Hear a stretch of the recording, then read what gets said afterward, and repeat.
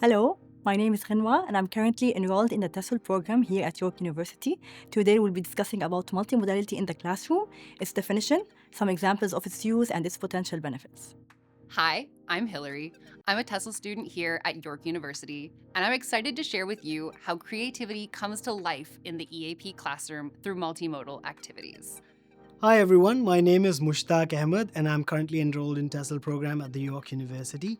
I'm eager to share my thoughts on the potential benefits of incorporating multimodal activities in a diverse teaching learning environment. Hello everyone, my name is Chinelle and I am also a TESOL student at York. Later, I will share an example of how a multimodal activity can contribute to a culturally inclusive environment. This is something we all value and strive to maintain in our teaching careers. So let's get started. So, what is multimodality?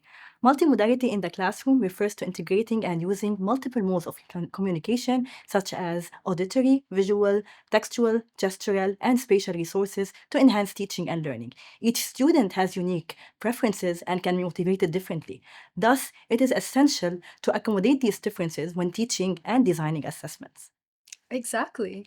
For example, some students might excel in drawing, while others shine in photography, poetry, and storytelling. By using multimodal approaches, we can celebrate and integrate the valuable skills our learners bring to the classroom.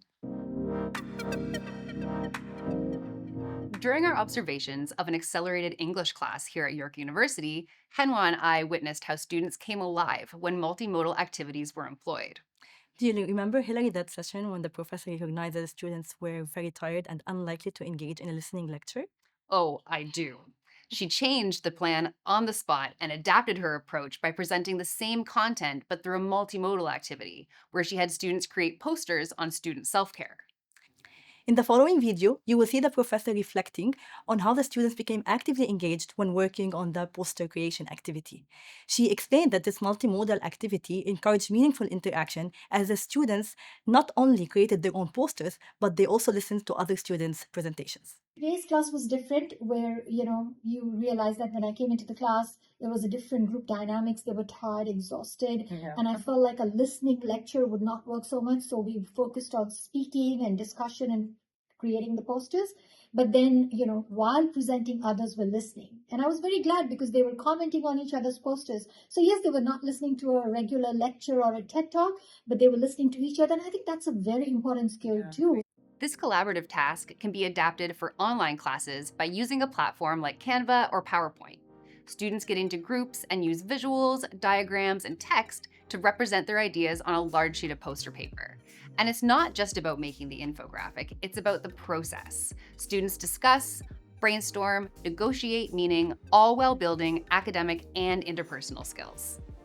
This multimodal activity encourages collaboration, inclusivity, and critical thinking. So the students will represent their knowledge in ways that resonate with them, whether through artistic skills or through structured information design. So another multimodal activity we observed in the classroom came in the form of photo essay assignment. A senior lecturer, Stephanie Beitbier from Boston University, writes, connection between stories and images are always, to a certain degree, jarring and surprising. So Chanel, what do you think about this idea? Do you have any examples to share with all of us? I absolutely agree, Mushtaq. I was invited into an EAP classroom which was combined with academic writing and photography. For their photo essay assignment, students took photographs on topics that interested them, and they wrote about it in relation to photography concepts and their emotional connection to the subject matter. One of the students was kind enough to share her photo essay with us. She discussed the significance of food in family gatherings and her culture. While she analyzed according to photography terminology and developed her writing skills, she also had a space to share something that was meaningful to her. I think that was an interesting example. Usually, photo essay assignment result in a space where learners often feel highly motivated to present their work and also enjoy reflecting and celebrating their peers' work. Did you have a chance to witness something like this? Absolutely. So in the classroom, students had an opportunity to share what they were currently working on, which allowed them to develop their peer editing and professional feedback giving skills. This was a great example of how multimodal approaches can be used to create opportunities for learners' self reflection. Absolutely true. I feel we can never undervalue the potential of still and frozen images that prompts learners to produce unique pieces of writing.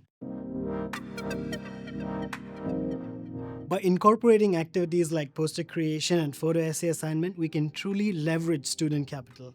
It's about recognizing and celebrating the diverse talents and experience each student brings.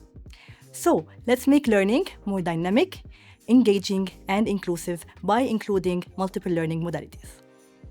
Thanks for joining us. Let's create classrooms where every mode of expression is valued.